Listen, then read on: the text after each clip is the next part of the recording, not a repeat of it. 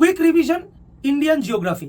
বন্ধুসকল, যেতিয়া আমি ইণ্ডিয়ান জিঅ'গ্ৰাফি আমি ষ্টাডি কৰোঁ ফৰ এডিআৰ এক্সাম, তাত ফিজিঅ'গ্ৰাফিক ডিভিজন কিন্তু বহুত বেছি গুৰুত্বপূৰ্ণ হৈ পৰে।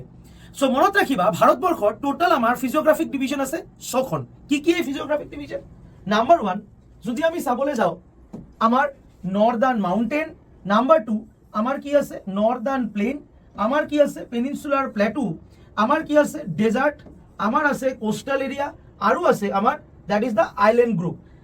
তোমালোকৰ বাবে আজিৰ এটা গুৰুত্বপূৰ্ণ প্ৰশ্ন যে আমাৰ দুটা ইম্পৰ্টেণ্ট আইলেণ্ড গ্ৰুপ কি আছে। নাম্বাৰ 2 কুৱেশ্যন যে আমাৰ লাৰ্জেষ্ট ফিজিঅ'গ্ৰাফিক ডিভিজন কোনটো হয়।